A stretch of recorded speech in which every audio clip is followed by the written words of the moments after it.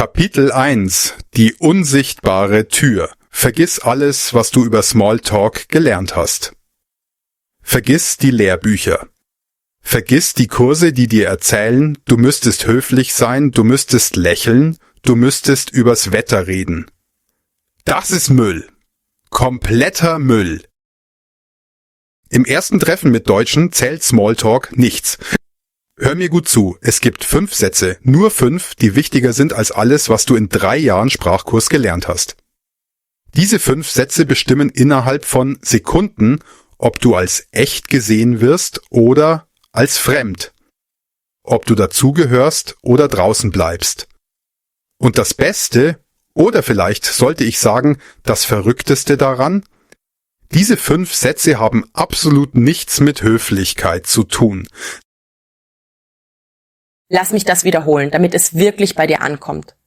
Höflichkeit ist in diesem Moment egal. Total egal. Was zählt, ist etwas viel Tieferes. Etwas, das in keinem Grammatikbuch steht. Etwas, das deine Lehrerin dir nie gesagt hat. Es geht um Authentizität. Authentizität. Dieses Wort ist der Schlüssel zu allem, was wir heute besprechen werden. Aber was bedeutet das eigentlich genau? Lass uns hier eine kleine Pause machen und dieses Wort wirklich verstehen, denn es ist eines der wichtigsten Konzepte der deutschen Kultur. Authentizität kommt vom griechischen Wort authentikos, was so viel bedeutet wie echt oder verbürgt. Im Deutschen hat dieses Wort eine fast heilige Bedeutung. Authentisch zu sein bedeutet: Du bist, wie du bist. Keine Maske, keine Rolle, keine Performance. Du zeigst deine echten Gedanken, deine echten Gefühle, dein echtes Gesicht. Und das kann manchmal unbequem sein. Das kann manchmal hart sein. Aber es ist echt. Deutsche vertrauen der Echtheit mehr als der Höflichkeit. Hör das noch einmal. Sie vertrauen der Echtheit mehr als der Höflichkeit. Das ist fundamental anders als in vielen anderen Kulturen. In Japan zum Beispiel ist Harmonie wichtiger als Ehrlichkeit. In den USA ist Positivität wichtiger als Realität. In Lateinamerika ist Wärme wichtiger als Direktheit. Aber in Deutschland? In Deutschland ist Echtheit der König. Authentizität ist die Währung, mit der du bezahlst, um Zugang zu bekommen. Und wenn du diese Währung nicht hast, wenn du mit falschen Münzen bezahlst, also mit Höflichkeitsfloskeln, mit Smalltalk, mit oberflächlichem Gerede, dann bleibt die Tür zu. Egal wie perfekt dein Akkusativ ist, egal wie sauber du deine Verben konjugierst. Du denkst vielleicht gerade: Moment mal, du sagst mir, dass meine Grammatik nicht wichtig ist, aber ich lerne seit Jahren. Nein, versteh mich nicht falsch. Grammatik ist wichtig. Grammatik ist das Fundament. Aber ein Haus ist mehr als nur ein Fundament, oder? Du kannst das stabilste Fundament der Welt haben, aber wenn du darauf eine hässliche Box baust, will niemand reinkommen. Die Grammatik ist dein Fundament. Aber diese 5 Sätze, diese kulturellen Codes, das ist die Architektur. Das ist das Design. Das ist das, was dein Haus einladend oder abstoßend macht. Lass mich dir eine Geschichte erzählen. Es ist meine Geschichte und sie ist mir immer noch peinlich, aber ich teile sie mit dir, weil ich will, dass du verstehst, wie schnell man scheitern kann, wenn man die falschen Sätze benutzt. Es war vor ein paar Jahren. Ich war auf einem großen Networking-Event in Berlin. Weißt du, Berlin, diese Stadt, die sich selbst so weltoffen und international nennt. Ich dachte, dort wäre es einfach. Ich dachte, dort würde niemand urteilen. Das Event fand in einem schicken Coworking Space statt. Kennst du diese Orte? Überall Glas und Beton, minimalistische Möbel, große Fenster, durch die das Licht so perfekt fällt, dass alles aussieht wie eine Modezeitschrift. Pflanzen in den Ecken, aber nicht zu viele. Designerstühle, die unbequem sind, aber teuer aussehen. Die Luft summt förmlich vor Wichtigkeit. Überall stehen Menschen in kleinen Gruppen, halten Gläser mit Orangensaft oder Prosecco und sie reden. Sie reden intensiv. Sie gestikulieren nicht wild wie Italiener, aber sie sind fokussiert. Ihre Gespräche haben Gewicht. Ich stand am Rand. Ich war nervös. Meine Handflächen waren feucht. Ich trug mein bestes Hemd, das ich extra für diesen Tag gebügelt hatte. Ich hatte meine Sätze geübt wie ein Schauspieler vor der Premiere. Vor dem Spiegel am Vorabend. Hallo, ich bin...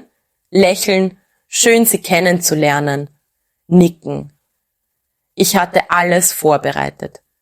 Ich hatte sogar meine Visitenkarten sortiert, damit ich sie elegant aus der Tasche ziehen konnte. Ich wollte alles richtig machen. Ich wollte professionell wirken. Ich wollte dazugehören. Also atmete ich tief ein, ballte kurz die Fäuste, um meine Nervosität rauszulassen, und ging auf eine Gruppe von 4 Deutschen zu. Sie standen im Kreis, alle trugen schwarz, das klassische Berlin. Schwarze Rollkragenpullover, schwarze Jeans, schwarze Sneaker. Sie wirkten so selbstsicher, so in sich ruhend. Sie waren tief in ein Gespräch verwickelt und ich wartete höflich am Rand des Kreises, bis es eine kleine Pause gab. Mein Herz klopfte bis zum Hals. Meine Stimme fühlte sich eng an. Und dann kam mein Moment. Eine kurze Stille. Und ich sagte meinen perfekten, sicheren Eisbrechersatz. Das Wetter ist ja auch super heute, oder? Ich lächelte. Ich lächelte so breit, wie ich konnte. Ich dachte, das wäre nett. Ich dachte, das wäre harmlos. Ich dachte, damit könnte ich nichts falsch machen. Jeder mag gutes Wetter, oder? Das ist ein universelles Thema. Das ist sicher. Das ist der Klassiker aus allen Sprachbüchern. How's the weather? Comment est le temps? Wie ist das Wetter? Das lernt man in Lektion 1. Aber was passierte? Die 4 Gesichter drehten sich zu mir. Sie schauten mich an. Und in diesem Moment, in dieser halben Sekunde, sah ich etwas in ihren Augen. Ich sah Höflichkeit. Aber es war eine kalte Höflichkeit. Eine leere Höflichkeit. Ihre Gesichter wurden zu Masken. Professionelle Masken, die sagen, wir sind nicht unhöflich, aber wir sind auch nicht interessiert. Jemand, ich glaube, es war die Frau mit der Brille, sagte kurz, ja, stimmt. Nur diese 2 Worte. Keine Frage zurück. Kein, und woher kommst du? Kein, warst du schon mal hier? Nichts. Nur, ja, stimmt. Und dann drehten sie sich wieder weg. Einfach so. Der Kreis schloss sich. Ich stand wieder außen. Das Gespräch lief weiter, als wäre ich gar nicht da. Als wäre ich ein Geist. Als hätte ich gar nicht gesprochen. Ich stand da und fühlte mich, wie soll ich das beschreiben? Wie ein Kind, das versucht hat, bei den Erwachsenen mitzureden, aber nur ein müdes Lächeln bekommen hat. Ich fühlte mich klein, unsichtbar. Ich verstand es nicht. Mein Deutsch war doch gut. Der Satz war grammatikalisch perfekt. Die Aussprache war sauber. Was war falsch gelaufen? War ich zu leise gewesen? Hatte ich schlechten Atem? Saß mein Hemd komisch? Ich zweifelte an allem. An meiner Kleidung, an meiner Körperhaltung, an meiner Existenz. Ich ging zum Buffet. Ich nahm mir ein Glas Wasser. Meine Hände zitterten leicht. Und ich beobachtete. Ich beobachtete, wie ein deutscher Mann, Mitte 30, Bart, schwarzer Pullover, zu genau derselben Gruppe ging. Er sagte nicht Hallo, er sagte nicht, das Wetter ist schön. Er sagte, Hey, habt ihr den Talk von Klaus eben gehört? Der Punkt über künstliche Intelligenz im Mittelstand war krass, oder? Und bäm, die Gruppe öffnete sich. Sie luden ihn mit ihrer Körpersprache ein. Sie lehnten sich zu ihm. Eine Frau sagte, ja, aber ich bin anderer Meinung bei... Und schon waren sie mittendrin. Eine lebendige Diskussion. Energie, Leben, Verbindung. Ich stand da mit meinem Wasser und dachte, was hat er anders gemacht? Seine Grammatik war nicht besser als meine. Sein Deutsch war gut, aber nicht perfekt. Er hatte sogar einen leichten Akzent, vielleicht aus Süddeutschland, vielleicht aus Österreich. Aber das war egal. Er hatte den Code benutzt. Den richtigen Code. Er hatte nicht über das Offensichtliche geredet. Er hatte nicht Zeit verschwendet. Er hatte Substanz geliefert. Er hatte ein Thema auf den Tisch gelegt. Etwas, worüber man reden kann. Etwas, das Tiefe hat. Und in diesem Moment verstand ich, erste Eindrücke entstehen nicht durch Worte. Sie entstehen durch kulturelle Codes, durch unsichtbare Signale, die du sendest, ohne es überhaupt zu merken. Du kannst die perfektesten Worte sagen, aber wenn sie den falschen Code tragen, kommen sie nicht an. Sie prallen ab wie Bälle an einer Wand. Lass mich dir etwas erklären, was viele Deutschlerner nicht verstehen. Deutsche urteilen nicht darüber, ob du den Akkusativ richtig benutzt. Lass mich das noch einmal sagen, weil es so wichtig ist. Deutsche urteilen nicht darüber, ob du ich gehe in die Schule oder ich gehe in der Schule sagst. Ja, sie korrigieren dich vielleicht. Deutsche lieben es zu korrigieren. Das ist eine andere Geschichte. Aber sie urteilen nicht über deine Grammatik. Sie urteilen über deine Tiefe. Sie urteilen darüber, ob du echt bist oder ob du eine Maske trägst. Ob du oberflächlich bist oder Substanz hast. Ob du nur nett sein willst oder ob du wirklich DA bist. Das ist das zentrale Missverständnis, das mir das Herz bricht, wenn ich es immer wieder sehe. So viele Deutschlerner denken, wenn ich nur noch mehr lerne, wenn ich nur noch besser spreche, wenn ich nur noch akzentfreier werde, dann werde ich endlich akzeptiert. Das ist eine Lüge. Eine traurige, weit verbreitete Lüge. Du kannst C2-Niveau haben, das höchste offizielle Sprachniveau, und trotzdem draußen bleiben. Du kannst Goethe zitieren, du kannst Schiller rezitieren, du kannst über Kafka philosophieren und trotzdem sitzt du allein am Tisch, während um dich herum Deutsche in lebendigen Gesprächen versinken. Warum? Weil du die unsichtbaren Regeln nicht kennst. Weil du Sätze sagst, die in deiner Kultur charmant sind, höflich sind, verbindend sind, aber hier in Deutschland wirken sie wie Warnsignale. Wie rote Flaggen, die schreien, ich verstehe euch nicht.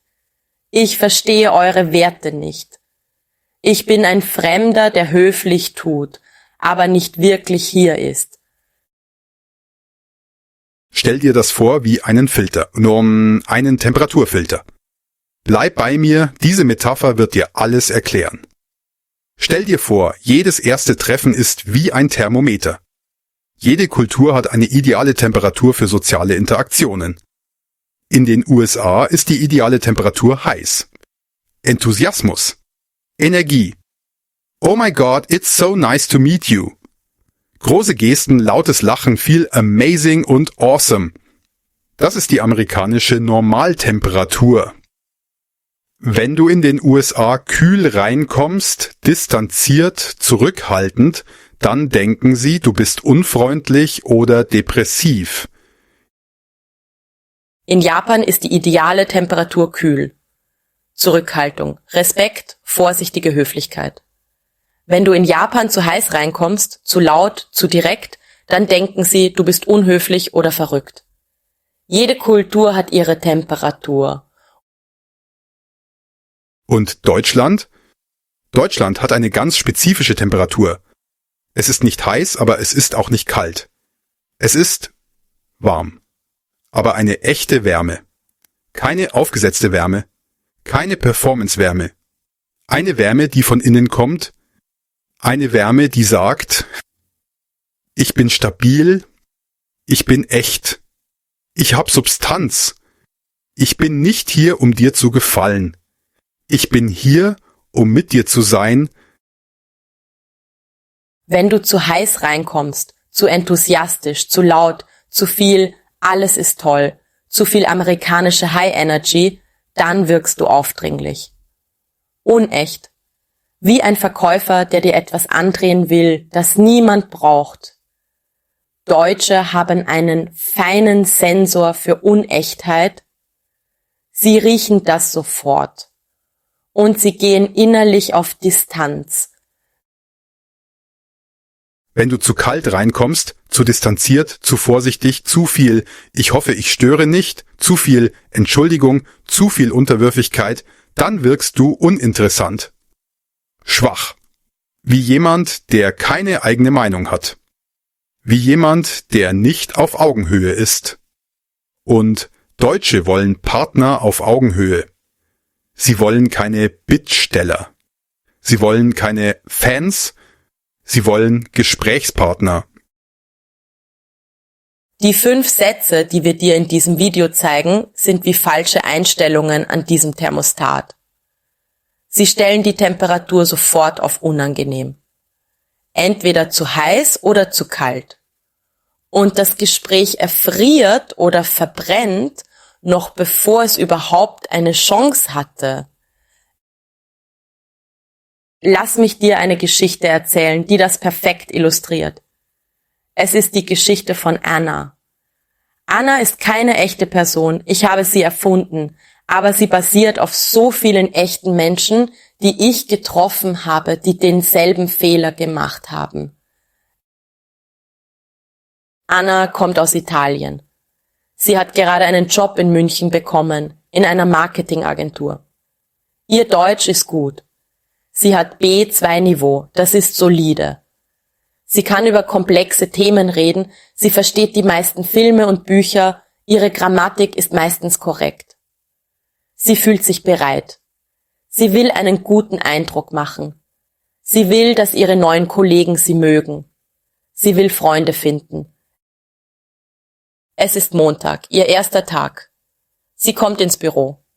Das Büro ist typisch deutsch, clean, minimalistisch, viel weiß und grau, Pflanzen in den Ecken, große Fenster, moderne Schreibtische, überall Laptops. Ihre Kollegin Stephanie zeigt ihr den Arbeitsplatz. Stephanie ist Mitte 30, trägt eine Brille, hat kurze Haare und wirkt freundlich, aber konzentriert. Anna ist nervös. Sie will das Eis brechen. Sie will eine Verbindung herstellen. Also sagt sie, während Stephanie ihr den Computer einrichtet. Das Wetter ist heute wirklich schön, oder? Ich liebe es, wenn die Sonne scheint. Anna lächelt dabei. Ein großes, warmes, italienisches Lächeln. Sie meint es gut. Sie will nett sein. Stephanie schaut kurz aus dem Fenster, dann zurück zu Anna und sagt, ja, nur dieses eine Wort, ja. Dann wendet sie sich wieder dem Computer zu und erklärt weiter, wie das System funktioniert. Kein, und du? Magst du die Sonne auch? Keine Frage zurück, keine Verbindung. Die Tür ist zu. Anna ist verwirrt. War sie unhöflich? War ihr Deutsch falsch? Nein. Sie hat nur den falschen Code benutzt. Sie hat signalisiert. Ich bin eine Smalltalkerin. Ich rede über Offensichtliches, weil ich Angst habe, tiefer zu gehen und Stephanie hat das registriert. Unbewusst. Sie hat Anna in die Schublade nette Kollegin, aber wahrscheinlich oberflächlich gesteckt. Stell dir vor, Anna hätte stattdessen gesagt, ich bin total gespannt auf die Projekte hier. Stefanie, an welchem Projekt arbeitest du gerade? Bäm, sofort eine andere Energie. Das ist eine echte Frage. Eine Frage, die Interesse zeigt. Eine Frage, die zu einem echten Gespräch führt. Stefanie hätte ihr von ihrem aktuellen Projekt erzählt, vielleicht über die Herausforderungen, vielleicht über ihre Ideen. Und Anna hätte ihre eigenen Erfahrungen teilen können. Plötzlich wären sie nicht mehr Chefin und neue Kollegin, sie wären zwei Menschen, die sich austauschen. Auf Augenhöhe. Aber Anna hat über das Wetter geredet. Und damit hat sie ihre Chance verpasst. Der erste Eindruck war gesetzt. In den nächsten Wochen blieb Anna immer ein bisschen außen vor. Die anderen Kollegen waren höflich zu ihr, aber sie luden sie nicht zu ihren After-Work-Drinks ein. Sie waren dann nett, aber nicht warm. Anna fühlte sich einsam. Sie verstand nicht, warum. Das ist die Macht dieses einen Satzes. Er scheint so klein, so unbedeutend, aber er hat enorme Konsequenzen. Jetzt fragst du dich vielleicht, aber was ist, wenn ich wirklich nichts zu sagen habe? Was ist, wenn ich nervös bin und nicht weiß, was ich sagen soll? Ist es nicht besser, irgendetwas zu sagen, als einfach zu schweigen? Das ist eine gute Frage, eine wichtige Frage. Und die Antwort ist: Nein, es ist nicht besser. Schweigen ist besser als der falsche Satz. Ich weiß, das klingt extrem. Das klingt hart. Aber hör mir zu. In der deutschen Kultur ist Stille okay. Stille ist nicht peinlich. Stille ist nicht unangenehm. Stille ist Raum. Raum zum Denken, Raum zum Atmen. Deutsche haben kein Problem mit ein paar Sekunden Stille. Sie füllen sie nicht panisch mit leeren Worten. Sie nutzen sie. Sie denken nach. Sie beobachten. Und dann, wenn sie etwas zu sagen haben, sagen sie es. Wenn du nervös bist und nicht weißt, was du sagen sollst, dann nimm dir eine Sekunde. Atme. Schau dich um. Und dann stelle eine echte Frage. Eine Frage, auf die du wirklich die Antwort wissen willst. Nicht, wie ist das Wetter? Das ist keine echte Frage. Das ist ein Füllsatz.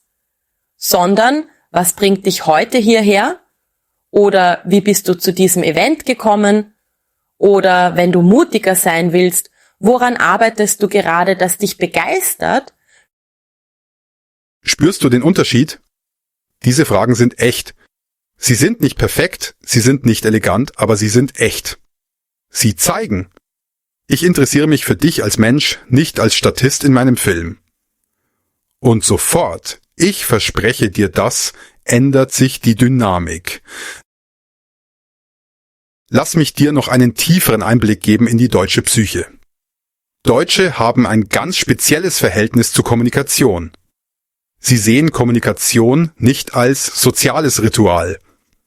In vielen Kulturen ist Kommunikation ein Ritual. Man sagt bestimmte Dinge, weil man sie sagen muss. How are you? I'm fine, thanks. And you? Das ist kein echtes Gespräch. Das ist ein Ritual. Es ist wie ein Tanz, bei dem jeder die Schritte kennt. Man fragt nicht wirklich, wie es dir geht. Man führt nur das Ritual aus. In Japan ist das extrem ausgeprägt. Es gibt hunderte von festgelegten Phrasen für verschiedene soziale Situationen. Man sagt sie, weil die Situation es verlangt, nicht weil man den Inhalt meint. Das ist nicht schlecht, es ist einfach eine andere Kultur. Es schafft Harmonie, es vermeidet Konflikte. Aber in Deutschland? In Deutschland ist Kommunikation ein Werkzeug für Wahrheit, für echten Austausch, für echte Verbindung. Deutsche haben wenig Geduld für Rituale. Sie wollen den Inhalt. Sie wollen die Substanz. Wenn du etwas sagst, sollte es einen Grund haben. Es sollte Information liefern, eine Meinung ausdrücken, eine Frage klären. Aber es sollte nicht nur Lärm sein, der die Stille füllt. Und das Wetter? Das ist Lärm. Das ist White Noise. Das ist wie Hintergrundmusik in einem Fahrstuhl, da aber bedeutungslos. Lass mich dir ein konkretes Beispiel geben, wie man den Wetterfluch vermeidet und stattdessen eine echte Verbindung herstellt. Stell dir vor, du bist auf einem Networking-Event. Du stehst mit einem Glas in der Hand, vielleicht Saft oder Wasser, und neben dir steht ein Deutscher, den du nicht kennst. Es ist dieser klassische awkward Moment, oder? Ihr steht nebeneinander und die Stille wird immer schwerer. Du fühlst den Druck, etwas zu sagen.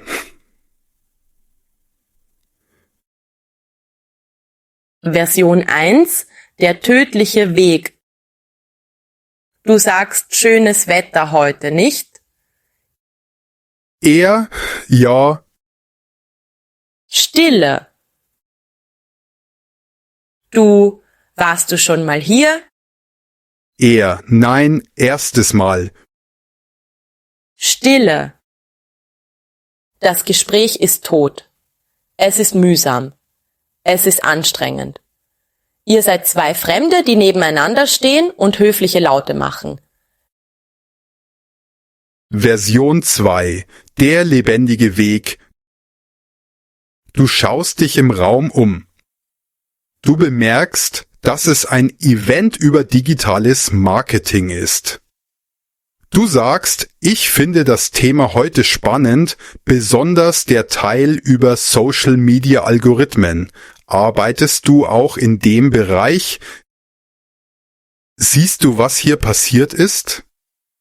Du hast 3 Dinge getan. Erstens, du hast gezeigt, dass du aufmerksam bist. Dass du nicht nur körperlich anwesend bist, sondern mental. Du hast dem Vortrag zugehört oder das Thema des Events registriert. Zweitens, du hast eine Meinung geäußert. Ich finde das spannend, das ist eine persönliche Aussage. Es zeigt, dass du ein Mensch bist mit eigenen Gedanken, nicht nur ein Körper im Raum. Drittens, du hast eine echte Frage gestellt. Eine Frage, die ein Gespräch öffnet. Die Person kann jetzt antworten mit Ja, ich arbeite bei oder Nein, aber ich interessiere mich für und plötzlich seid ihr im Gespräch. Im echten Gespräch. Oder ein anderes Beispiel. Stell dir vor, du bist im Deutschkurs. Es ist die erste Stunde nach den Ferien. Du sitzt neben einem deutschen Muttersprachler, der freiwillig als Tandempartner dabei ist. Du willst ihn kennenlernen. Version 1, der tödliche Weg. Wie waren deine Ferien? Hoffentlich war das Wetter gut. Das ist höflich, aber leer. Er wird antworten, ja, war okay. Und dann? Nichts. Version 2, der lebendige Weg. Wie waren deine Ferien? Hast du etwas gemacht, das dich überrascht hat? Spürst du den Unterschied? Das Wort überrascht macht es interessant. Es lädt zu einer Geschichte ein. Nicht zu einer Faktenaufzählung, sondern zu einer echten Erzählung. Er könnte sagen, ja, eigentlich wollte ich ans Meer, aber dann bin ich spontan in die Berge gefahren und schon seid ihr im Gespräch. Im echten Austausch. Ich höre manchmal den Einwand. Aber ich komme aus einer Kultur, wo Wetter-Smalltalk normal ist. Das ist meine Art, Höflichkeit zu zeigen? Ja, ich verstehe das. Ich respektiere das. Aber hier ist die Sache. Wenn du in Deutschland leben willst, wenn du echte Verbindungen zu Deutschen aufbauen willst, dann musst du lernen, ihre Sprache zu sprechen. Und damit meine ich nicht die Grammatik. Ich meine die kulturelle Sprache. Die Sprache der Werte? Stell dir vor, du lernst Japanisch. Du lernst nicht nur die Wörter und die Grammatik. Du lernst auch, wie man sich verbeugt, wann man sich verbeugt, wie tief man sich verbeugt. Das ist Teil der Sprache. Das ist Teil der Kultur. Du würdest nicht in Japan bleiben und sagen, aber in meiner Kultur verbeugen wir uns nicht. Ich zeige Respekt anders. Nein, du würdest lernen, dich zu verbeugen, weil das die Sprache der Respekt in Japan ist. Genauso ist es in Deutschland. Die Art, wie man ein Gespräch beginnt, ist Teil der kulturellen Sprache. Und wenn du diese Sprache nicht sprichst, bleibst du ein Fremder. Du kannst perfektes Hochdeutsch sprechen, akzentfrei, fehlerlos, aber wenn du über das Wetter redest, bist du immer noch draußen. Lass mich dir noch eine Nuance erklären, die viele übersehen. Es gibt einen Unterschied zwischen über das Wetter reden und das Wetter als Metapher benutzen. Wenn du sagst, schönes Wetter heute, dann redest du über das Wetter. Das ist langweilig.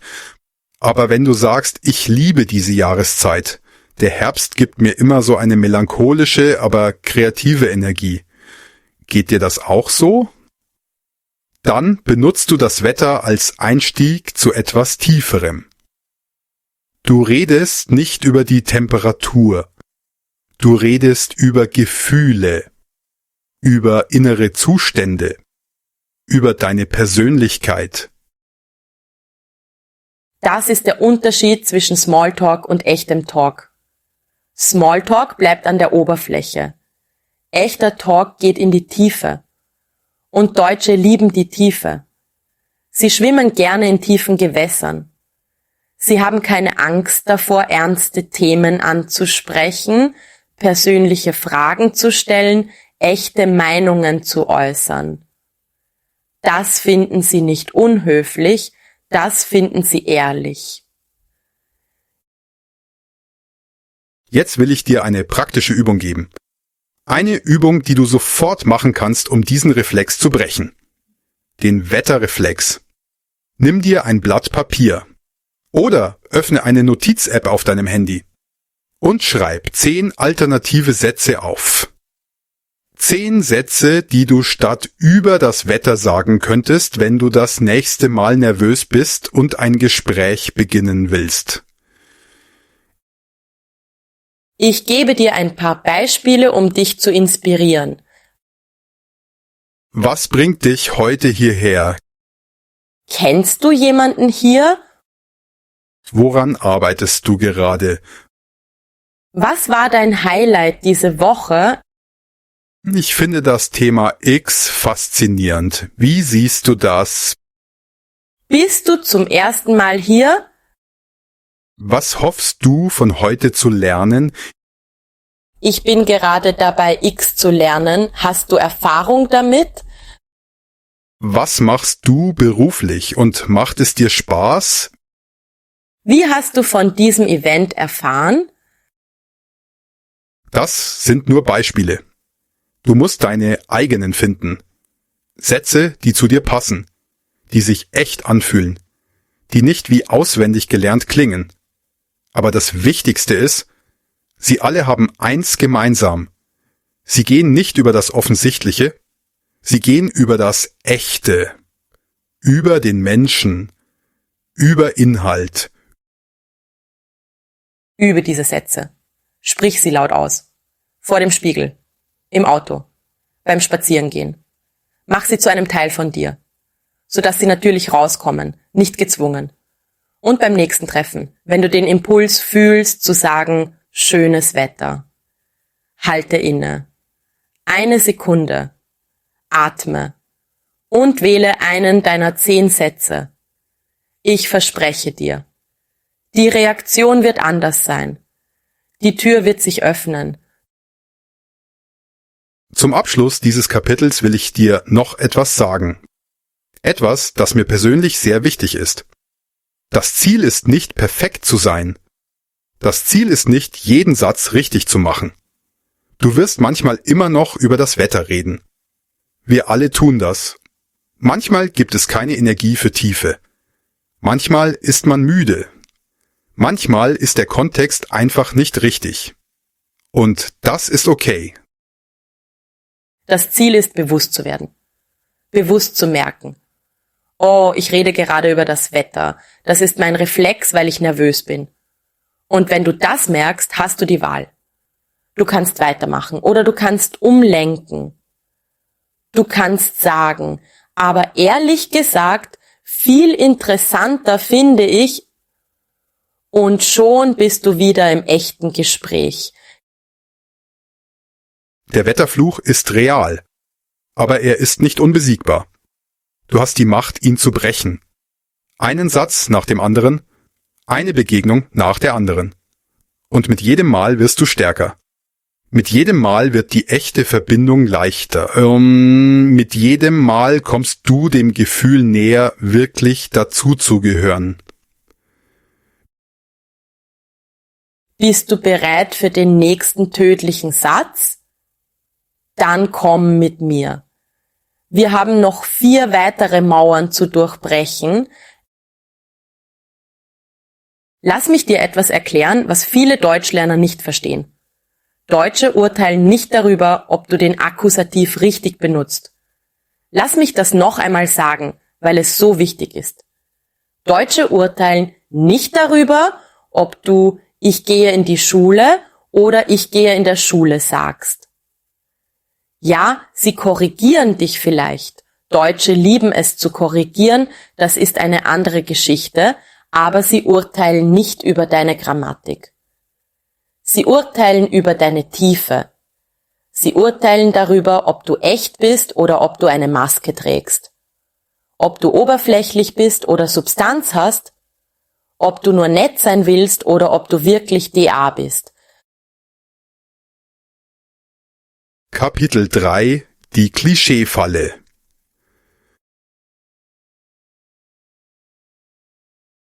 Wir haben gerade den Wetterfluch gemeistert. Wir haben verstanden, dass Smalltalk die Tür zuschlägt, nicht öffnet. Wir haben verstanden, dass Deutsche Substanz brauchen, nicht Höflichkeit. Aber jetzt kommt der nächste Fehler. Der zweite tödliche Satz. Und dieser Satz ist tückischer als der erste, weil er sich echte anfühlt. Weil er echte Substanz vorgaukelt. Aber in Wahrheit ist er das genaue Gegenteil. Der zweite tödliche Satz ist, oh ja, das verstehe ich so gut, ich liebe Deutschland. Oder die Varianten davon, das ist genau wie in meinem Land. Oder ich finde deutsche Kultur so faszinierend. Oder du Deutschen seid alle so effizient. Alles, was damit zu tun hat, dass du das Klischee wiederholst. Das Bild vom Deutschen, die Stereotype. Dieser Satz klingt so nett, so anerkennend. Du denkst, du machst den Deutschen ein Kompliment. Du zeigst, dass du ihre Kultur kennst und magst. Aber in Wahrheit machst du den schlimmsten Fehler überhaupt.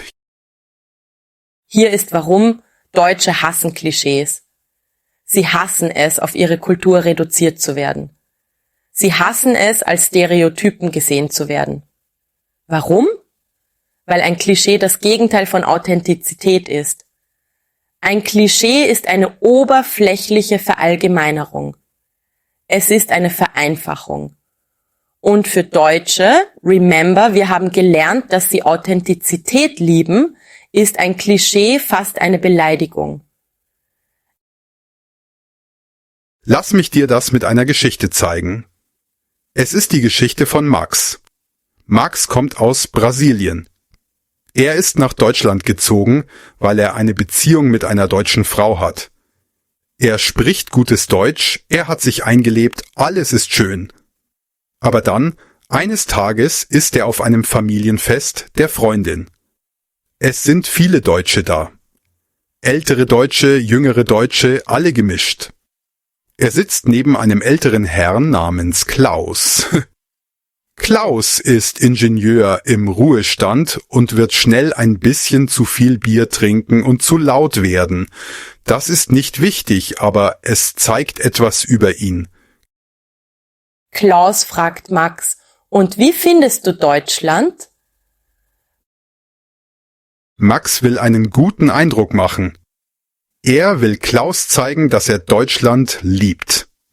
Also sagt er, oh, Deutschland ist wunderbar, alles ist so organisiert, alles funktioniert und die Deutschen sind alle so pünktlich und so effizient, ich liebe das. Klaus schaut ihn an. Und auf Klaus' Gesicht erscheint dieser Ausdruck. Der Ausdruck sagt, dieser Typ hat gerade die Höchststrafe verdient. Klaus sagt, du kennst uns also als Klischees, ja? Und jetzt wird es unkomfortabel. Klaus ist plötzlich distanziert. Er stellt keine Fragen mehr. Er gibt kurze Antworten. Das Gespräch ist kalt wie ein Eisblock. Was ist passiert? Max dachte, er macht Klaus ein Kompliment. Max dachte, er zeigt, dass er Deutsche versteht. Aber stattdessen hat er Klaus genau das gesagt, was Klaus am meisten hasst zu hören. Du bist nicht real, du bist ein Klischee, du bist nicht interessant genug, dass ich dich als Mensch sehe. Ich sehe nur das Stereotyp. Verstehst du, wie verletzend das ist? Klaus ist ein Mensch. Er hat Träume, Ängste, Wünsche, Eigenheiten, Fehler, all die Dinge, die einen Menschen zu einem Menschen machen. Und Max hat ihn gerade auf Deutsche sind effizient reduziert. Mehr nicht? Klaus ist nicht mehr Klaus. Klaus ist jetzt ein Klischee.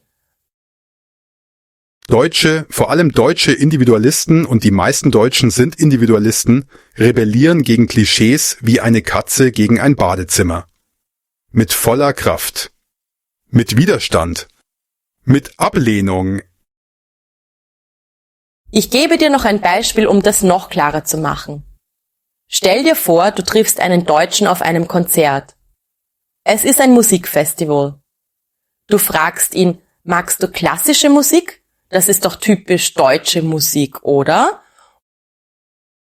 Und je nachdem, wer dieser Deutsche ist, kann eine von zwei Sachen passieren. Option 1. Er sagt nein, ich hasse klassische Musik, ich mag Metal.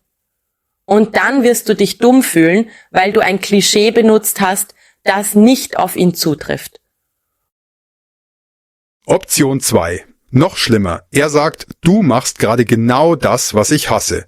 Du siehst einen Deutschen und denkst, ich liebe Bach und Beethoven, aber ich bin keine Karikatur, ich bin ein Mensch.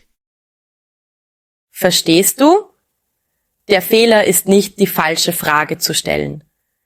Der Fehler ist, den Menschen zu sehen, aber das Klischee zu sprechen. Das Klischee statt des Menschen. Jetzt will ich dir etwas sehr Wichtiges beibringen. Etwas, das viele Deutschlerner nicht verstehen. Deutsche sind nicht ihr Klischee. Deutsche sind Menschen. Komplexe, widersprüchliche, interessante Menschen. Es gibt Deutsche, die chaotisch sind, nicht organisiert. Es gibt Deutsche, die zu spät kommen. Es gibt Deutsche, die sentimentale Musikerträumer sind, keine rationalen Maschinen. Es gibt Deutsche, die lustig sind, leichtherzig, spontan. Es gibt Deutsche, die ihre Grenzen nicht wahren, die Menschenpleaser sind. Es gibt Deutsche, die nicht rational sind, sondern emotional, romantisch, träumerisch. Wenn du einen Deutschen mit dem Klischee des deutschen Klischees ansprichst, dann sagst du ihm, dass du ihn nicht siehst. Dass du nicht wirklich an ihm interessiert bist. Dass du nur ein vorgefertigtes Bild in deinem Kopf hast. Und er wird dich entsprechend behandeln. Mit Verachtung. Mit Kälte. Mit der klaren Botschaft. Du wirst mich nicht sehen, also werde ich dich nicht sehen. Hier ist, was du stattdessen tun kannst. Vergiss die Klischees. komplett, wirklich vergessen. Und sieh den Menschen, sieh Klaus, sieh die Eigenheiten, sieh die Komplexität, sieh die Widersprüche. Wenn du Klaus fragst, dann frag nicht, ihr Deutschen seid ja so effizient. Frag Klaus, wie sieht für dich Effizienz aus? Magst du Ordnung oder ist dir das egal? Spürst du den Unterschied? Die erste Frage behandelt Klaus wie eine Karikatur. Die zweite Frage behandelt Klaus wie einen Menschen. Die zweite Frage öffnet die Tür zu echtem Verständnis. Ein weiterer wichtiger Punkt. Es gibt auch die umgekehrte Seite dieses Fehlers. Es gibt Deutsche, die dich mit Klischees über dein Land ansprechen. Sie sagen Dinge wie, du kommst aus Brasilien, du musst ja so einen großen Rhythmussinn haben. Oder du bist Japaner, dann musst du ja super gut rechnen können. Oder du bist aus Indien, hast du viele Familienmitglieder. Das ist genauso problematisch, genauso würdelos, und du solltest dich dafür einsetzen, das zu korrigieren. Du kannst sagen, tatsächlich bin ich nicht so. Ich bin ein Individuum, kein Klischee. Was möchtest du wirklich über mich wissen? Das ist auch eine Form von Authentizität. Das ist eine Form, deine Grenzen zu setzen. Und Deutsche respektieren das. Lass mich dir noch eine praktische Übung geben. Eine Übung, die dir hilft, den Klischeefehler zu vermeiden. Schritt 1. Schreib auf, was du über Deutsche weißt. Alles. Die ganze Liste. Pünktlich. Effizient. Kalt. Direkt. Alles. Schritt 2. Kreuze alles. Alles durchstreichen. Und schreib oben hin, das sind Klischees. Sie sind nicht real. Schritt 3. Ersetze diese Klischees mit echten Fragen. Statt Deutsche sind pünktlich. Schreib, wie wichtig ist Zeit für dich? Wie definierst du Pünktlichkeit? Statt Deutsche sind kalt. Schreib, wie zeigst du Gefühle? Was bedeutet Nähe für dich? Statt Deutsche sind effizient. Schreib, was ist für dich Effizienz? Wo machst du gerne Prioritäten? Das ist die Transformation. Von Klischee zu Authentizität. Von Oberflächlichkeit zu Tiefe. Von ich sehe den Typ zu ich sehe den Menschen. Zum Abschluss dieses Kapitels will ich dir noch etwas sagen. Etwas über den tieferen Grund, warum Deutsche Klischees hassen. Es ist nicht nur, weil es oberflächlich ist, es ist auch, weil Deutschland eine Geschichte hat. Eine dunkle Geschichte. Eine Geschichte, in der Verallgemeinerungen, Stereotypen und Klischees nicht einfach unschuldige kleine Fehler waren. Sie waren die Grundlage für Hass, für Vorurteile, für Gewalt. Deutsche, vor allem gebildete Deutsche, und die meisten Deutschen sind relativ gebildet, sind sich dieser Geschichte bewusst. Sie wissen, dass Klischees gefährlich sind. Sie wissen, dass Verallgemeinerungen der erste Schritt in Richtung Dehumanisierung sind. Und darum kämpfen sie so stark dagegen an. Darum sind sie so allergisch gegen Stereotypen. Darum ist es so verletzend, wenn man sie mit Klischees reduziert. Wenn du das verstehst, nicht nur intellektuell, sondern wirklich in deinem Herzen, dann verstehst du einen großen Teil der deutschen Seele. Bist du bereit für Fehler Nummer 3? Dieser ist noch tückischer. Komm mit mir. Kapitel 4: Der Höflichkeitsverrat. Wir haben den Wetterfluch durchschaut. Wir haben die Klischeefalle enttarnt. Aber jetzt kommt der Fehler, der wahrscheinlich am häufigsten gemacht wird. Der Fehler, der die meisten Deutschlerner in die Isolation treibt. Weil dieser Fehler so höflich aussieht. So nett. So richtig. Der dritte tödliche Satz ist, Entschuldigung, ich möchte ja nicht störend sein, aber oder ich hoffe, ich bin nicht zu direkt, wenn ich oder das ist vielleicht eine dumme Frage, aber oder tut mir leid, dass ich das sage, aber alles, was mit einer Entschuldigung oder Selbstabwertung beginnt. Ich nenne das den Höflichkeitsverrat, weil dieser Fehler das macht, was all die anderen Fehler auch machen. Er sendet die Botschaft, ich vertraue mir nicht. Aber anders als die anderen Fehler tut er das mit einer Maske der Höflichkeit. Mit einer Maske der Bescheidenheit. Und das macht ihn doppelt so schädlich. Hier ist das Ding. In vielen Kulturen ist es höflich, vorher zu entschuldigen. Auf den Philippinen, in Lateinamerika, in Teilen Asiens, überall ist es normal und höflich, vorher zu sagen, tut mir leid für die Frage oder ich hoffe, das ist nicht unhöflich. Es ist eine Weg, Respekt zu zeigen. Es ist eine Way zu sagen, ich weiß, dass ich hier bin und Raum einnehme und ich schätze das. In Deutschland? In Deutschland ist das genaue Gegenteil. In Deutschland ist das Verrat. Warum? Weil wenn du dich vorher entschuldigst, sagst du, ich bin mir meiner Position nicht sicher. Oder ich bin mir nicht sicher, ob ich das Recht habe, das zu sagen. Oder schlimmer, ich bin mir sicher, dass das, was ich sagen werde, nicht wert ist, gehört zu werden. Und Deutsche denken, wenn diese Person selbst nicht an ihre Worte glaubt, warum sollte ich? Lass mich dir eine Geschichte erzählen. Es ist die Geschichte von Sophia. Sophia kommt aus den Philippinen. Sie arbeitet in einem Start-up in Berlin. Es ist ihr erstes Treffen mit ihrem Team. Sie sitzt in einem Konferenzraum, überall junge, intelligente Menschen mit Laptops. Der Chef, ein Typ namens Martin, fragt, hat jemand Ideen für das neue Projekt? Sophia hat eine Idee. Sie hat darüber nachgedacht. Sie denkt, es ist eine gute Idee. Aber sie ist nervös. Sie ist die Neue. Sie ist die einzige aus einem nicht-deutschen Kulturkreis in diesem Team. Auch hebt sie ihre Hand und sie sagt, Entschuldigung, ich hoffe, ich störe nicht.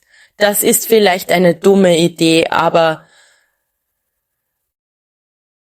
Martin und die anderen schauen sie an. Und in ihren Blicken sieht Sophia etwas. Verwunderung? Ungeduld. Martin sagt, Sophia, du störst nicht. Sag uns einfach deine Idee. Wir hören zu. Aber das Problem ist jetzt bereits im Raum. Martin hört nicht wirklich zu, um von Sophia zu lernen. Er hört zu, um ihre Angst zu bestätigen. Er hat bereits kategorisiert, Sophia ist unsicher. Sophia vertraut sich nicht. Warum sollte ich ihr trauen? Sophia merkt das. Sie wird noch unsicherer. Sie stammelt durch ihre Idee. Die andere Idee ist lauter, sicherer, von jemandem, der nicht mit einer Entschuldigung angefangen hat. Und wer denken die Menschen, war die bessere Idee? Die andere. Nicht, weil sie besser war, sondern weil sie mit Vertrauen präsentiert wurde. Und das ist der Wahnsinn. Das ist die Tragödie. Sophia macht das, was ihr beigebracht wurde. In ihrem Land ist das höflich, in ihrem Land ist das respektvoll. Aber hier in Deutschland ist das genau das Gegenteil. Es ist unsicher. Es ist schwach. Oh, es ist ineffektiv. Jetzt verstehst du vielleicht, warum ich diesen Fehler den Höflichkeitsverrat nenne.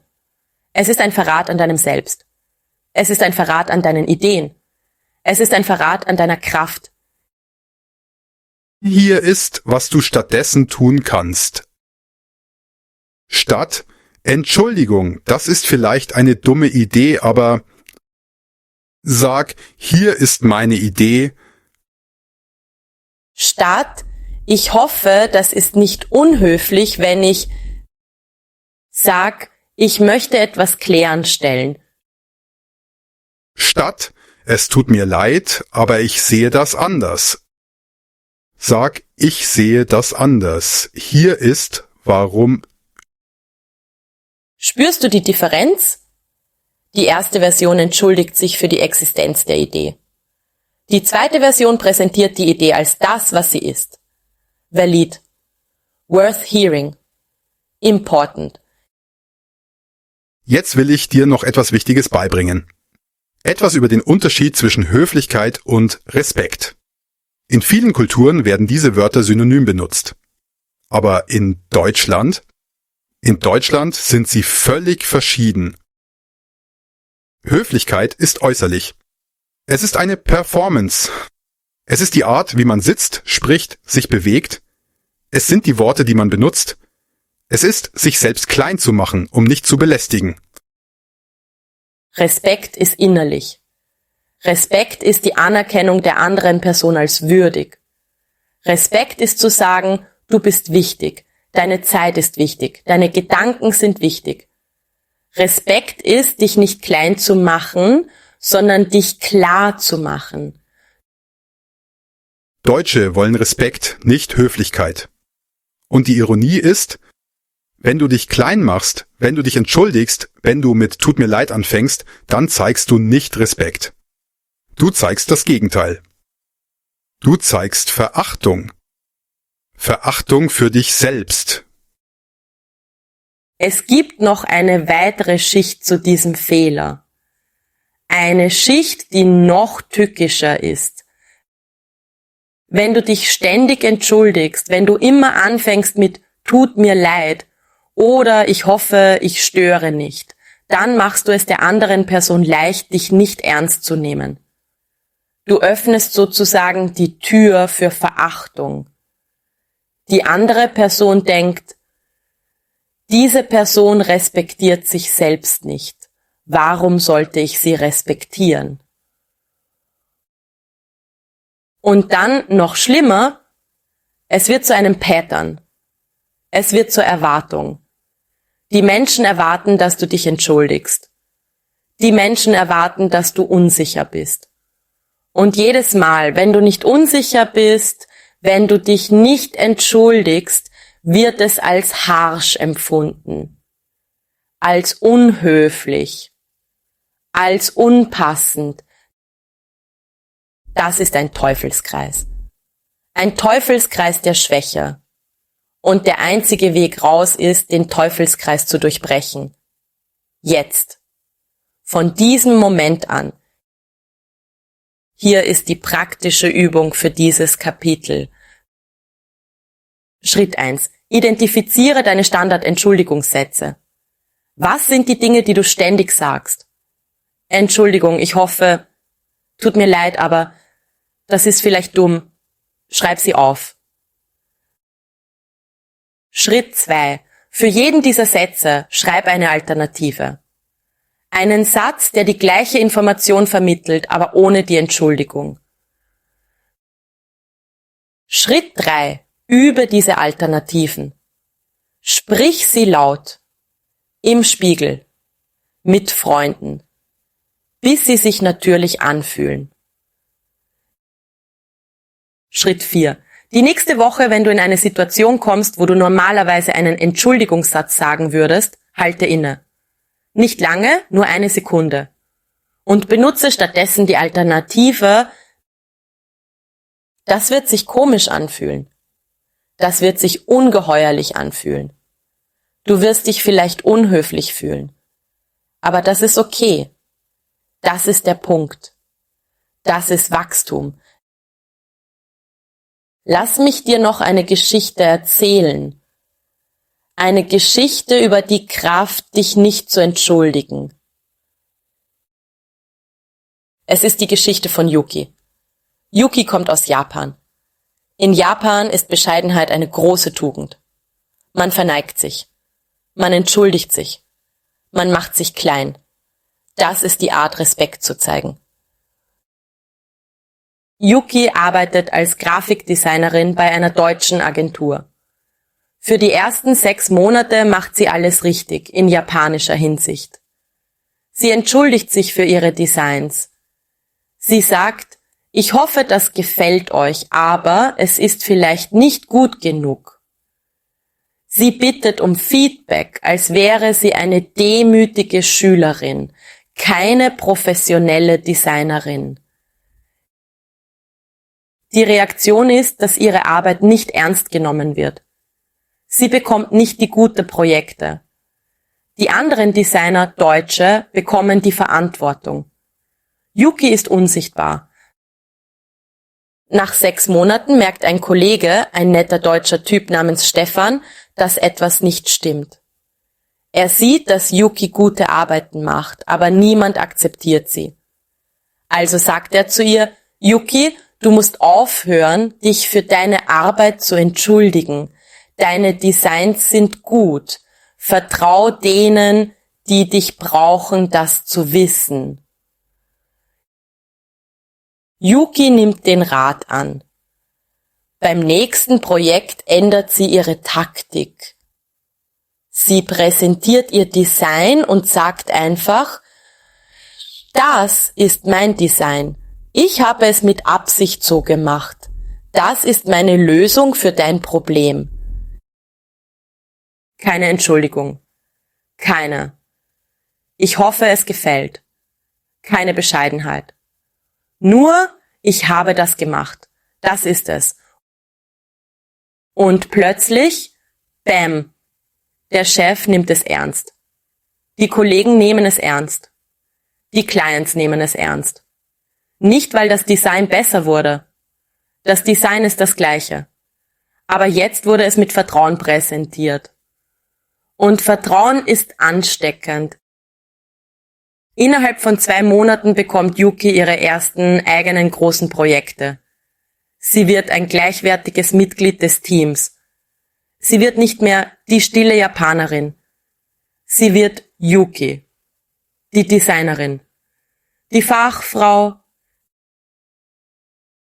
Das ist die Kraft, dich nicht zu entschuldigen. Das ist die Transformation. Nicht, weil Yuki sich als Person ändert, sondern weil sie auf den Rat hört, ihre Energie zu bewahren, ihre Kraft zu behaupten, ihre Würde zu respektieren. Zum Abschluss dieses Kapitels will ich dir noch etwas sagen. Es gibt einen Unterschied zwischen Entschuldigung und Verantwortung. Du kannst Verantwortung übernehmen, ohne dich zu entschuldigen. Wenn du einen Fehler machst, sagst du nicht, es tut mir so leid, ich bin der schlechteste Mensch der Welt. Du sagst, das war ein Fehler. Hier ist, was ich tun werde, um es zu beheben. Das ist Verantwortung. Das ist Respekt. Das ist das, was Deutsche wollen. Bist du bereit für die letzten 2 tödlichen Sätze? Sie sind kommen. Und sie sind möglicherweise die gefährlichsten. Kapitel 5. Der Passivaggressor. Wir sind fast am Ende. Du hast den Wetterfluch überwunden. Du hast die Klischeefalle erkannt. Du hast den Höflichkeitsverrat durchschaut. Aber jetzt kommt der 4. tödliche Satz. Und dieser Satz ist tückischer als alle anderen, weil dieser Satz nicht aktiv schädlich wirkt. Dieser Satz ist passiv-aggressiv. Der 4. tödliche Satz ist, du hast wahrscheinlich recht, aber, oder, das ist interessant, was du sagst, aber, oder, ich verstehe deinen Punkt, aber ich denke das anders. Oder schlimmer, ja, natürlich.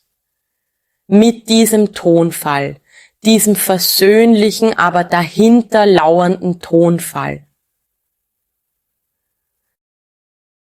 Das Problem mit diesem Satz ist, er sagt nicht, was du eigentlich denkst. Er versteckt eine echte Meinung hinter einer Schicht von Zustimmung. Und Deutsche können das sofort sehen. Sie haben einen Radar für Unechtheit, für verborgene Aggression. Lass mich dir das mit einer Geschichte zeigen. Es ist die Geschichte von Diego. Diego kommt aus Spanien.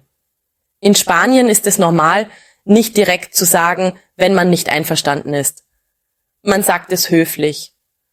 Man sagt ja, aber man sagt, das ist interessant. Es ist eine Art kulturelle Sanftheit. Eine Art Konflikte zu vermeiden. Diego arbeitet bei einer deutschen Tech-Firma. Es ist ein wichtiges Meeting. Der Produktmanager, ein Deutscher namens Michael, hat eine Idee für ein neues Feature. Er stellt die Idee vor. Sie ist detailliert. Sie ist gut durchdacht. Sie ist wahrscheinlich eine gute Idee. Aber Diego denkt, das wird nicht funktionieren. Das ist zu komplex für unsere Nutzer. Das wird zu lange dauern zu implementieren. Michael fragt, Diego, was denkst du? Diego, der höflich sein will, der Konflikte vermeiden will, der nicht harsch wirken will, sagt, das ist eine interessante Idee, Michael. Du hast wahrscheinlich recht. Aber vielleicht könnten wir auch überlegen, wie... Und schon ist es passiert. Michael hört die Ablehnung. Aber er hört sie hinter einer Schicht von Höflichkeit. Und das macht ihn wütend. Nicht auf bewusste Weise, aber auf unbewusste Weise. Er denkt, Diego ist nicht ehrlich.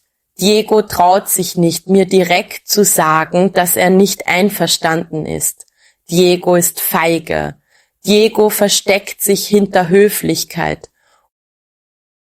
Und von diesem Moment an verändert sich die Beziehung. Nicht dramatisch, aber subtil. Michael wird distanzierter. Er vertraut Diego weniger. Er denkt, dieser Typ sagt mir nicht, was er wirklich denkt. Ich kann ihm nicht vertrauen. Das ist die tragische Ironie. Diego wollte höflich sein. Diego wollte Konflikte vermeiden. Diego wollte, dass Michael seine Gefühle nicht verletzt. Aber stattdessen hat Diego genau das getan, was er vermeiden wollte.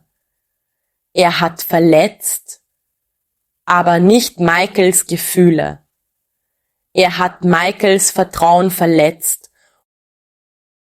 Und das ist das größere Verbrechen. Vertrauen ist mehr wert als Gefühle. Vertrauen ist das Fundament von allem. Hier ist, was Diego hätte sagen sollen. Michael, ich verstehe deine Idee, aber ich bin anderer Meinung. Ich denke, das ist zu komplex. Ich glaube, das wird unseren Nutzern nicht helfen. Ich schlage etwas anderes vor. Spürst du die Differenz? Diese Version ist direkt. Diese Version ist klar. Diese Version hat keine versteckte Aggression. Es ist einfach eine Meinungsverschiedenheit. Und Meinungsverschiedenheiten sind gesund. Meinungsverschiedenheiten zeigen, dass du eine eigene Meinung hast. Dass du denkst. Dass du echt bist. Michael würde diese Ablehnung respektieren. Nicht, weil er zustimmt, sondern weil er sieht, dass Diego ehrlich ist, dass Diego keine versteckte Agenda hat, dass Diego zu seinen Worten steht. Es gibt noch eine weitere Schicht zu diesem Fehler. Es gibt Deutsche, die diesen Fehler besonders hassen. Und das sind die Direkten. Die Menschen, die selbst sehr direkt sind. Für diese Menschen ist passiv-aggressive Kommunikation das schlimmste Verbrechen. Es ist Lüge. Und Deutsche hassen Lügen. Lass mich dir noch eine Geschichte erzählen. Es ist die Geschichte von Laura. Laura kommt aus Frankreich. In Frankreich ist subtile Kommunikation eine Kunstform. Man sagt nichts direkt. Man benutzt Ironie. Man benutzt Andeutungen. Man benutzt das Ungesagte. Es ist elegant. Es ist raffiniert. Aber in Deutschland ist es versteckte Aggression. Laura arbeitet als Projektmanagerin. Ihr Team ist international. Und es gibt einen Kollegen, einen Deutschen namens Hans, der immer zu spät zu Meetings kommt. Laura will das Problem nicht direkt ansprechen. In ihrer Kultur würde das unhöflich wirken. Auch sagt sie in einem Meeting: Es ist interessant, wie unterschiedlich Menschen ihre Zeit managen, nicht wahr? In Frankreich sind wir eher flexibel. Ich wundere mich, wie andere Kulturen damit umgehen. Hans versteht das sofort. Er weiß, dass sie über ihn redet. Aber sie sagt es nicht direkt. Und das ärgert ihn mehr, als wenn sie direkt gesagt hätte: Hans, du kommst immer zu spät. Das muss aufhören. Hans denkt: Laura hat nicht den Mut, mir direkt zu sagen, was los ist. Sie versteckt sich hinter Subtilität. Das ist feige, das ist manipulativ. Und jetzt ist die ganze Dynamik vergiftet. Nicht, weil Laura das Problem angesprochen hat, sondern weil sie es indirekt angesprochen hat. Das ist eine sehr wichtige Lektion. Direkt ist nicht unhöflich. Indirekt ist unhöflich. Das ist, wie Deutsche denken. Hier ist die praktische Übung für dieses Kapitel. Schritt 1. Identifiziere deine Standard-Passiv-Aggressiv-Sätze. Was sind die Dinge, die du sagst, wenn du nicht einverstanden bist, aber nicht direkt sein willst? Das ist interessant, aber du hast wahrscheinlich recht, aber Ja, natürlich. Das ist ein Punkt. Schritt 2. Schreib eine direkte Alternative für jeden Satz. Eine Satz, die klar sagt, was du denkst, ohne versteckte Aggression. Ich bin anderer Meinung. Hier ist warum. Das wird nicht funktionieren, weil... Nein, ich stimme nicht zu. Schritt 3. Übe diese direkten Alternativen. Sprich sie laut. Sie werden sich hart anfühlen. Du wirst dich unhöflich fühlen. Das ist normal. Das ist der Punkt. Schritt 4. Die nächste Woche, wenn du in eine Situation kommst, wo du normalerweise passiv-aggressiv sein würdest, sei stattdessen direkt. Keine versteckte Aggression. Keine Subtilität. Nur, hier ist meine Meinung. Das wird sich seltsam anfühlen. Die andere Person könnte überrascht sein. Aber sie werden dich respektieren. Sie werden sehen, dass du echt bist. Zum Abschluss dieses Kapitels. Es gibt einen Unterschied zwischen direkter Kommunikation und Grausamkeit. Du kannst direkt sein, ohne grausam zu sein. Du kannst klar sein, ohne verletzend zu sein. Es geht darum, wie du sprichst. Nicht, was du sprichst. Statt das ist die schlechteste Idee, die ich je gehört habe. Sag, ich sehe Probleme mit dieser Idee, hier sind sie. Das ist direkt. Das ist klar. Aber es ist nicht grausam. Bist du bereit für den letzten tödlichen Satz? Der Satz, der alles zusammenfasst? Komm mit mir. Kapitel 6. Der Würderaub. Wir sind am Ende angekommen. Du kennst jetzt 4 der 5 tödlichen Sätze. Du weißt, wie du sie vermeidest. Du hast verstanden, warum Deutsche sie hassen. Aber jetzt kommt der 5., der schlimmste, der am meisten unterschätzte. Der Satz, der nicht nur die Tür zuschlägt, der Satz, der die Tür abreißt. Der 5. und letzte tödliche Satz ist: Ich weiß nicht, wie das funktioniert. Ich weiß nicht, was ich machen soll. Besonders, wenn du es in einem Kontext sagst, wo die Antwort eigentlich klar sein sollte. Oder: Das ist in meinem Land anders. Ich verstehe das nicht. Mit diesem Tonfall, diesem Ton von Hilflosigkeit, von ich bin verloren, ich bin überwältigt, ich gebe auf.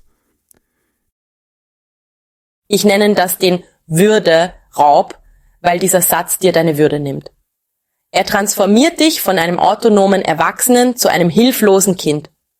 Und Deutsche können Hilflosigkeit nicht ertragen.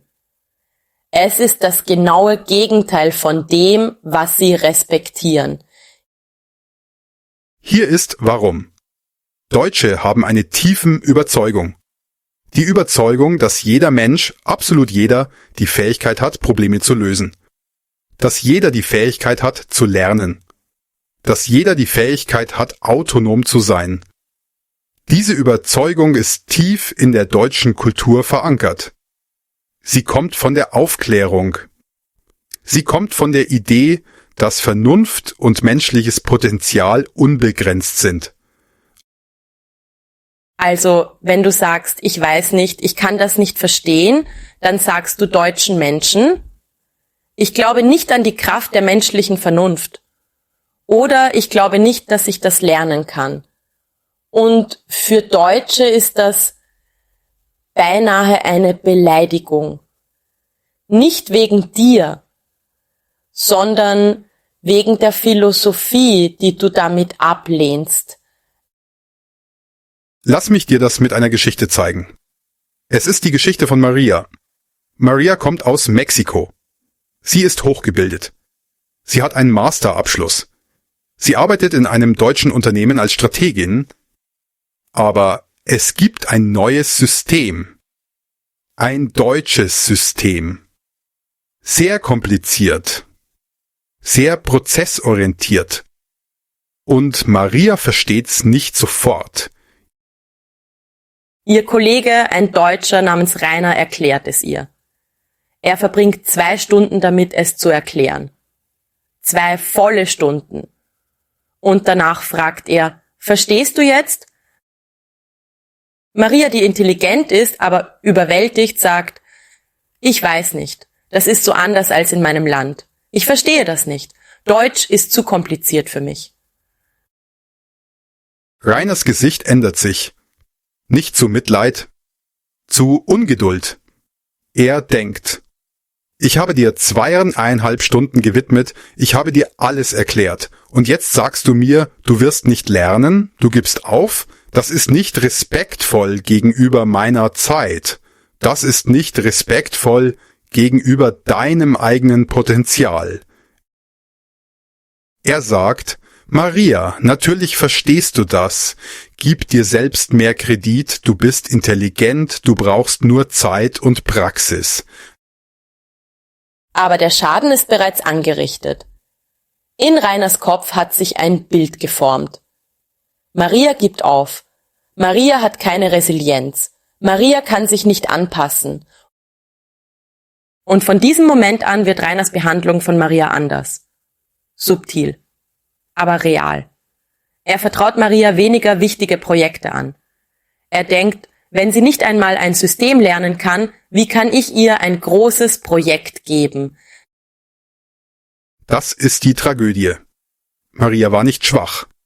Maria war nur überwältigt. Das ist völlig normal. Jeder fühlt sich manchmal überwältigt, aber wenn du das zeigst, wenn du, ich weiß nicht, sagst, dann wird das als Schwäche interpretiert, als Mangel an Kompetenz, als Mangel an Willen. Hier ist, was Maria hätte sagen sollen. Danke, Rainer, dass du mir das erklärst. Es braucht ein bisschen Zeit, das zu verdauen. Kann ich dir morgen meine Fragen stellen, wenn ich das durchgearbeitet habe? Spürst du den Unterschied? Diese Antwort sagt, das ist komplex, ich brauche Zeit, aber ich werde das lernen. Ich bin nicht hilflos, ich bin nur noch nicht dort. Das ist der Code, den Deutsche verstehen. Das ist die Botschaft, die Respekt auslöst. Es gibt noch eine weitere Variante dieses Fehlers. Und die ist, das ist in meinem Land anders. Das verstehe ich nicht. Mit der Implikation, deutsche Wege sind komisch. Ich werde sie nicht lernen. Das ist noch schlimmer, weil das nicht nur Hilflosigkeit ist. Das ist Widerstand. Das ist, ich will nicht lernen, ich will an meiner Art festhalten. Und Deutsche? Deutsche respektieren das nicht. Deutsche sagen, wenn du in Deutschland lebst, dann lernst du deutsche Wege. Nicht, weil deutsche Wege besser sind, sondern weil sie praktisch sind. Hier funktioniert das so. Das ist nicht kulturelle Arroganz. Das ist pragmatisches Denken. Das ist, wenn du in einem System arbeiten willst, musst du das System verstehen. Hier ist die praktische Übung für dieses finale Kapitel. Schritt 1. Erkenne deine Tendenzen an. Wann neigst du dazu, ich weiß nicht zu sagen? Wann gibst du auf? Schreib es auf. Schritt 2. Erkenne den Unterschied zwischen ich weiß nicht Wayet und ich weiß nicht und ich werde es nicht lernen. Der erste ist ein Ausgangspunkt. Der zweite ist Kapitulation. Schritt 3. Trainiere diese Mindset-Verschiebung. Wenn du sagst, ich weiß nicht, häng sofort dran an. Noch nicht, aber ich werde das lernen. Das ist nicht nur eine Wortänderung. Das ist eine philosophische Verschiebung. Das ist, ich bin nicht hilflos, ich bin am Anfang einer Lernkurve. Schritt 4. Handeln danach. Wenn du sagst, du willst lernen, dann lerne auch. Stelle Fragen. Experimentiere. Versuche. Versage. Versuche wieder. Das ist das, was Deutsche respektieren. Nicht Perfektion, sondern Resilienz. Die Fähigkeit zu lernen. Die Kraft weiterzumachen. Lass mich dir noch eine Geschichte erzählen. Eine Geschichte von Transformation. Es ist die Geschichte von Chen. Chen kommt aus China. Chen arbeitet als Ingenieur bei Siemens, dem deutschen Technologiegiganten. Chen ist intelligent. Chen ist talentiert. Aber Chen macht den Fehler. Immer wieder. Wenn etwas komplex wird, wenn etwas nicht sofort funktioniert, sagt Chen, das ist zu kompliziert, ich weiß nicht, wie das geht. Und nach Monaten sein Chef, ein alter Deutscher namens Helmut, nimmt Chen beiseite. Helmut sagt zu Chen, Chen, du bist intelligent, aber du darfst dir selbst nicht trauen, das musst du ändern. In Deutschland respektieren wir nicht diejenigen, die aufgeben, wir respektieren diejenigen, die versuchen. Versuche, Chen, ich glaube an dich. Dieser eine Satz ändert etwas für Chen. Nicht sofort, aber langsam. Chen beginnt anders zu sprechen. Statt ich weiß nicht, sagt Chen, das ist neu für mich, aber ich kann das lernen. Kannst du mir helfen? Und sofort ändert sich alles. Die Energie, die Beziehung, die Möglichkeiten. Innerhalb eines Jahres ist Chen nicht mehr der hilflose Ingenieur. Chen ist der Ingenieur, der Probleme löst. Der Ingenieur, der vorschlägt. Der Ingenieur, der wächst. Und es war nicht, weil Chen intelligenter wurde. Chen war immer intelligent. Es war, weil Chen begann, sich selbst zu trauen. Beginnen zu glauben, dass er lernen kann. Begann zu verstehen, dass ich weiß nicht das Ende ist. Es ist der Anfang. Das ist die Transformation. Das ist die Kraft der 5. Säule. Der Würde. Der Resilienz. Des Glaubens an dich selbst. Die Neugeburt. Du kennst jetzt alle 5 tödlichen Sätze. Der Wetterfluch. Die Klischeefalle.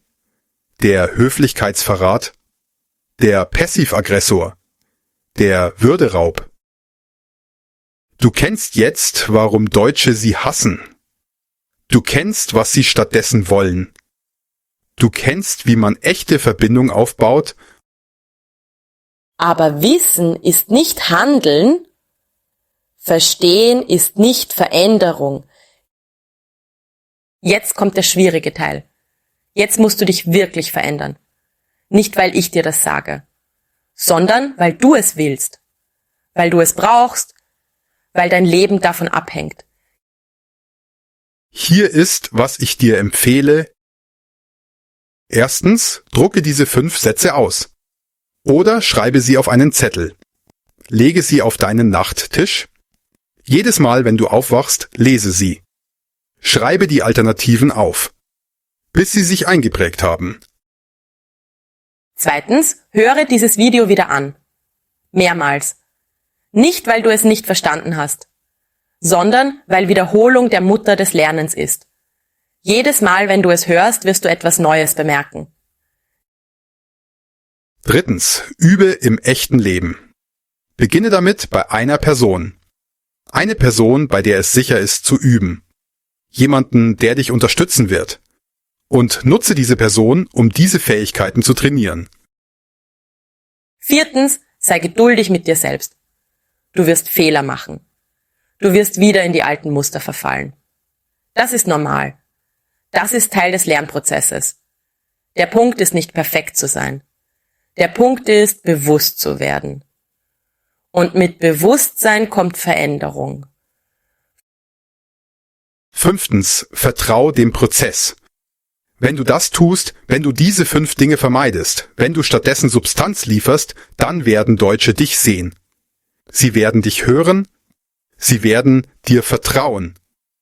Sie werden dir Raum geben. Sie werden dich zu einem echten Teil ihres Kreises machen. Nicht über Nacht, aber mit der Zeit, mit jedem Gespräch, mit jedem echten Moment der Verbindung. Ich will dir noch etwas sagen, etwas, das mir sehr am Herzen liegt. Diese Veränderung, diese Reise, auf die du dich gerade begibst, das ist nicht nur für Deutsch, das ist für dein Leben. Wenn du lernst, hier nicht die 5 tödlichen Sätze zu sagen, wenn du lernst, authentisch zu sein, wenn du lernst, dich selbst zu vertrauen, dann ändert sich dein ganzes Leben. Nicht nur deine Beziehungen zu Deutschen, sondern deine Beziehungen zu allen Menschen. Du wirst offener, du wirst ehrlicher, du wirst lebendiger. Du wirst der Mensch, den du sein solltest. Der Mensch, den du sein willst. Der Mensch, den du immer warst, aber versteckt hast. Und das ist das wahre Geschenk. Nicht Deutsch zu sprechen, sondern dich selbst zu sprechen. Mit voller Kraft, mit voller Wahrheit, mit voller Liebe. Danke, dass du mir auf dieser Reise gefolgt bist. Danke, dass du bereit warst, dich zu verändern. Ich glaube an dich. Deutsche werden an dich glauben. Aber vor allem, glaube du an dich selbst. Auf Wiedersehen, mein Freund. Und willkommen in Deutschland. Nicht in dem physischen Land, sondern in der Kultur, in der Authentizität, in der Tiefe, in der Wahrheit. Wo du hingehörst.